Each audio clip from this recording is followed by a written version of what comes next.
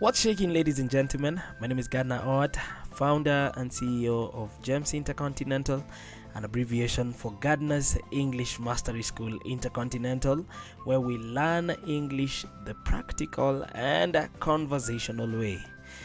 Well, today I'm back again with another exciting episode on shopping and customer interaction, and to be very specific, I have prepared detailed slides on how to return or exchange an item politely.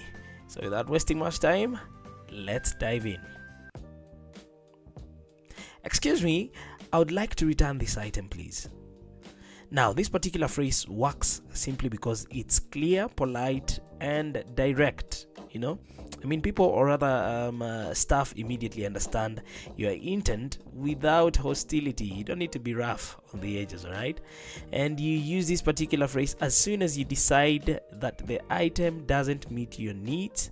It could either be a wrong size, or rather maybe you could have changed your mind, and you approach the staff or the cashier with this particular item. So you need to start with "excuse me" so that you can sound polite.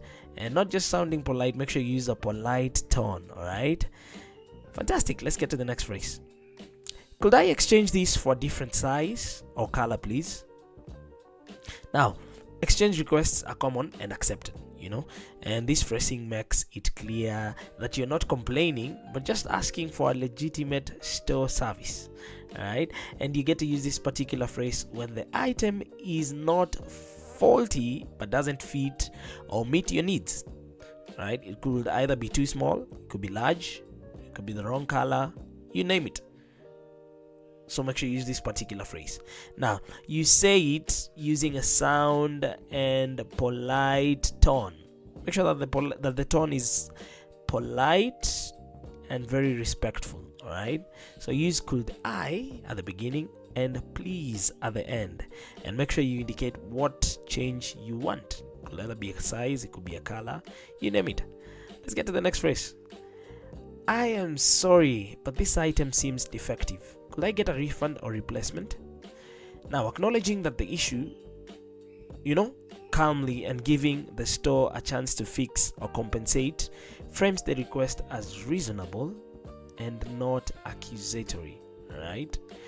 Remember, the goal is to find a quick resolution, and find assistance, not to seem to be a little bit hostile or aggressive to the cashier or the person at the store. So acknowledging the issue calmly, and giving the store a chance to fix or compensate frames the request as reasonable and not accusatory. So you use this particular phrase when you discover a defect in the item that you bought. It could be a broken part, malfunction, a damage, and of course you get to discover this after you've already purchased the item. So you get back to the store and request the cashier to do what? To get you a refund or a replacement. Now, make sure you use an apologetic but firm language. With that phrase, "I'm sorry" at the beginning. "I'm sorry, but," it's very apologetic, and very firm at the same time. So you start with that phrase and you describe the fault and then offer a polite options. It's up to the cashier or the staff. It's either they get you a refund or a replacement. Fantastic. Let's get to the next phrase. Do you mind checking whether this item is still returnable? Now, this particular phrase shows that you are aware that returns may depend on store policy, and not just going about demanding or asking, for refunds or returning items without understanding the store's policy. So just asking the staff or the cashier this particular phrase shows that you are seeking for guidance, It shows that you're very apologetic, all right? And very cool about this. So it's up to them to, offer you assistance. And you actually get to use this particular phrase if you are unsure about the store's return policy, just as I've mentioned at the beginning. So it could be the time limit, it could be the sell item, it could be the receipt, you name it. Different stores have different policies. So before asking, okay, you use this particular phrase before you request for the return or the exchange or the refund. Now you use a very gentle tone, okay? It's a gentle question. Do you mind? Okay, so soften it at the very beginning and show some respect to the store rules. Fantastic. Let's get to the next one. I'd like to return this item. It did not meet my expectations. Right? Now, this is a very honest but non-confrontational phrase, okay? Simply because you're trying to express dissatisfaction, and not only are you expressing dissatisfaction, you're doing that respectfully. So this tends to get better responses, okay? And you use this particular phrase when the item is not faulty, but you are unhappy with the quality. It could be the size, it could be the feel, the texture, or suitability. You name it, So you use a polite, slightly regretful, but not blaming tone. Okay, a polite, slightly regretful, but not a blaming tone. I'd like to return this. So briefly state, okay, why you would want to return it. Okay, it didn't meet my expectations. Okay, or you feel like it's a little bit oversized. If it's a cloth that you're buying, then definitely you'll get the help that you need. Next phrase. Would you please help me with a return? Here's a receipt. Now, giving a receipt demonstrates that you are prepared and gives the clerk, or the cashier all needed info. Okay, it's what I call polite framing, which encourages cooperation. Okay, so you use this particular phrase when interacting with staff at customer service or returns desk. Now, use a friendly and cooperative tone. Remember, a friendly and cooperative tone. Would you please? And then combine it with help me. Would you please help me? Okay, to emphasize politeness and respect. Let's get to the next phrase. I'm not completely satisfied. Could you tell me the store's return policy? Again, we get to talk about policy. I mentioned it earlier. So it shows that you're being reasonable and gives the staff the chance to explain. Okay, sometimes different stores have different policies. Maybe some items do not have a return policy, maybe a non-refundable, so you give the cashier or the staff the chance to explain better. Okay, so it often leads to easier resolutions at the end of the day. And you say this particular phrase, or you use it when you're not sure of the store rules. Remember, when you're not sure of the store rules and policies, or you want to check eligibility for a return or an exchange for a particular item that you purchased. Make sure you use a polite and calm tone. Avoid being angry all the time whenever you're dealing with shop attendants, staff. Always maintain a polite and calm tone. Right? It makes a request. It makes it a request, actually, not an order. And definitely you will get a quick resolution for your challenge. Let's get to the next phrase. Could I get a refund, please? I'll prefer that over an exchange. Now, this is very straightforward and professional, and phrases like I would like to request a refund are widely recommended are widely recommended for refund situations. And you get to use this particular phrase when you have your mind made up that you don't need you don't need to return the item, you don't need an exchange, okay, but you really want to use you'll use a refund. And definitely when you don't want a substitute item but a full refund, you can make good use of this particular phrase. Make sure that you use a very polite tone. Number one, use could I at the beginning, or I would like to, at the very end, and please, so that you can do so that you can seem to be very calm and less angry. And of course, at the end of the day, you state the preference. You state the preference for refund. Let's get to the next phrase. May I return this if I change my mind within a few days? May I return this if I change my mind within a few days? Now, this particular phrase shows respect. It shows respect for store policy and make sure that you understand the possibilities. Many stores allow returns within a window, or rather, for change of mind. And you get to use this particular phrase right after you have purchased, or whenever you're paying, or when you're uncertain about the particular item. in question. So make sure that you use a calm, polite question phrasing. Calm, polite question phrasing. May I? It actually gets to soften the request. Fantastic. Let's get to the next phrase. I am sorry, but this product isn't working as described. Can I exchange or return it? Now, this particular phrase focuses on objective difference rather than blame. Okay?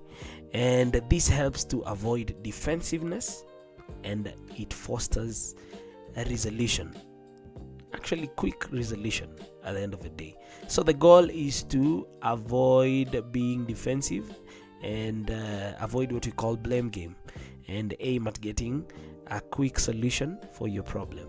Now, use this particular phrase when the item differs from what was promised. It could be a wrong model, it could be a missing feature, there could be misleading descriptions about the same product. So get to use this particular phrase whenever you encounter such situations at the store. Now, remember to use a very apologetic but firm tone. I'm sorry, but this product isn't working as described. Can I exchange or return it? Definitely, it gets to identify and state your issue politely. Okay, let's get to the next phrase. I'd appreciate your help with this. It seems this item is damaged, faulty. Now these soft expressions plus polite requests frame the concern as a reasonable and something that can be worked or rather looked at, and they get to facilitate empathy. So the key for positive customer service interaction is to do what? Is to make sure that you are polite every single time. Now, use this particular phrase when discovering a defect or damage in the item, either before leaving the store or after purchasing the particular item. Make sure you use a polite thanks up front. I'd appreciate your help. Then describe the issue calmly. Fantastic. Let's get to the next phrase. I bought this recently, but I changed my mind. Can I return it? Now, framing as a change of mind but polite request shows respect for store norms, while you also get to request your return or your refund at the same time. Now, use this particular phrase after purchase when you decide that you don't want the item, and of course, ideally, you must be within the store's return window, okay, before you get to apply this particular phrase. Now, make sure you use a polite, slightly apologetic tone, acknowledging that this is a change of mind request, okay, and be ready for anything. Some stores, according to policy, might not grant you your request. Some might be kind enough to grant you your request. So always be ready for any outcome, because this is a change of mind request. Fantastic. Let's get to the next phrase. Could I speak to your manager, please? I'd like to discuss a return/exchange for a particular item. Now, this is a very respectful escalation, and definitely it can lead to more flexible resolutions. And make sure that you use polite phrasing to avoid confrontation, right? You don't want to sound all angry, and very commanding whenever you want to get a quick resolution at the store. So use this particular phrase if regular staff, this is the only time you get to use this particular phrase. If regular staff says the return or the exchange is not possible, or you are not convinced by their explanation and you need more clarification or exception, definitely. So make sure you use please and a calm tone, and then frame as wanting to discuss options. Frame it as wanting to discuss options. Fantastic. Now, last but not least, thank you for your help. I appreciate you handling this return/exchange/refund for this particular item. Now, remember, every single day, any day, anytime, ending politely reinforces goodwill. It helps to maintain positive rapport, especially if you may return again. Okay, you never know, you may find yourself in that particular store one more time. Okay, so you don't want to come off as being very condescending. So make sure that you're calm, okay, and appreciate them for their help. Okay, it reflects that you have what we call emotional intelligence. So use this particular phrase after you have been assisted, by the staff or the cashier. It could either be a refund, an exchange, or if they say they will try to help you. Okay, and at the end of the day, make sure that you sound sincere and use a friendly tone. Maybe a small smile or nod, could help.